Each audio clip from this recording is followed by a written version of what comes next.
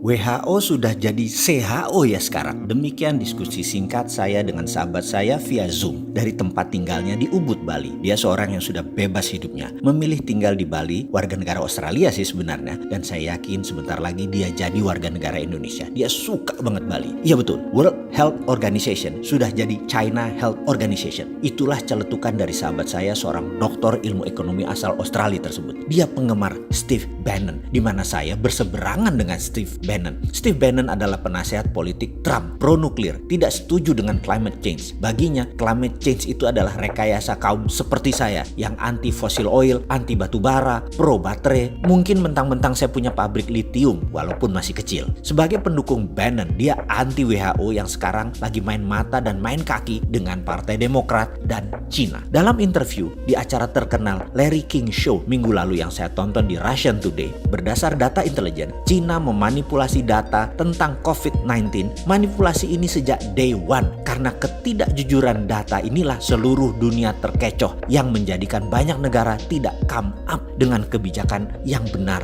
dalam menangani corona. Cina di bulan Januari dengan bos WHO melakukan false information ke seluruh dunia dengan mengatakan virus corona menyebar hanya dari animal to human, tidak bisa human ke human. Virus dikatakan hanya bisa menyebar dari binatang ke manusia, tidak bisa dari manusia ke manusia. Inilah yang membuat banyak negara jadi tidak aware mematikannya dan kecepatan penyebarannya virus corona ini. Saat ini komunitas dunia marah dengan Cina dan mungkin akan melakukan tuntutan internasional serta sanksi bagi Cina. Cina bermain dengan siapa? Dengan bos WHO, Dr. Tedros Ghebreyesus, yang menutupi fakta sebenarnya akan fatalitas corona tahap awal ini. Dikatakan bahwa tidak terlalu mematikan corona itu. Fakta berikutnya, di bulan Januari sebelum lockdown, Cina membeli 250 juta APD, alat pelindung diri, di seluruh dunia sebagai tindakan balasan atas tindakan Amerika tersebut. Bos WHO bocorkan ke Cina sehingga Cina bisa pukul balik dengan mengunci peralatan medis yang di kemudian hari, yaitu sekarang Cina buat uang besar sekaligus membalas. 250 juta APD itu adalah separuh kebutuhan APD dunia saat ini, termasuk APD dari Indonesia dibeli Cina kala itu. Ternyata begitu dunia kena, dunia tersadar karena dikatakan tidak mematikan, ternyata mematikan, sehingga dalam false information yang jadi acuan banyak negara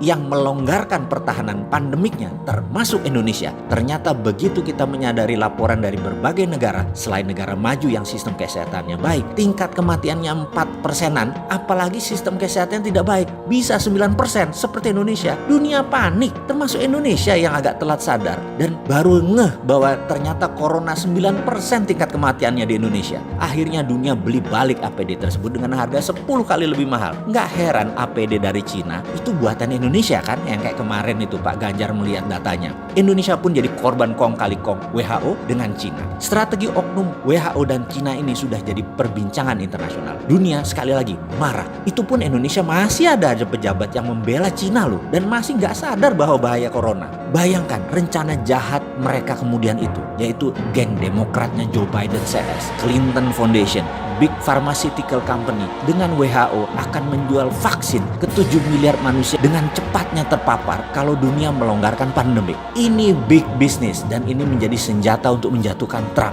Ini membuat Trump marah luar biasa karena kecele dimainkan di dalam dan di luar negeri. Dia tuntut WHO, dia hentikan sumbangan Amerika ke WHO dan bahkan akan keluar dari WHO. Rencana besar akan memvaksin 7 miliar manusia di dunia ini menjadi serangan terbuka oleh Trump. Pasti dia gagalkan rencana koalisi besar Cina, Partai Demokrat, dan WHO ini. Jujur, bagi saya ini bedil sudah dikokang semua. Ini bisa military war. Mengingat sejarah sebentar ya. Kita tahu, zamannya Obama, Cina itu mitra strategis. Baru zamannya Trump, diperangi Cina itu. Ini info agar semua sahabat paham betapa cairnya dan dinamisnya geopolitik dunia itu. Apa yang dilakukan Trump? Trump tekan India untuk memberikan obat ke Amerika segera. India memproduksi obat corona dipaksa diberikan ke Amerika saat ini juga. Ingat, saya pernah katakan jauh-jauh hari setelah Cina, Amerika melirik India. Tadinya Indonesia ya, karena Indonesia nggak paham, jadi melirik India. Amerika bangun India persis seperti dukungan Amerika di tahun 2000-an, di mana 30% pabrik Amerika dipindahkan ke Cina. Sekali lagi, saya ingatkan, obat vaksin corona India nanti rajanya. Sahabat, data ini valid dan ada di mana-mana. Terbuka kok data ini, cek aja. Steve Bannon yang terang-terangan membuka aib WHO ini. Ceklah marahnya Trump dengan dunia farmasi Amerika yang ternyata main dua kaki dukung dan angkat Trump di awal lalu dibanting kemudian mereka pindah ke Partai Demokrat. Anthony Fauci, Director of National Institute of Allergy and Infection Disease, sebagai orang Trump di dalam penyelesaian Coronavirus Task Force, adalah orang yang bermain di 6 presiden Amerika, adalah juga orang di balik SARS dan AIDS dengan ciptaannya di Perancis. Ini salah satu yang memulai skenario biological warfare ini sejak awal dari pihak Amerika. Sekarang di COVID-19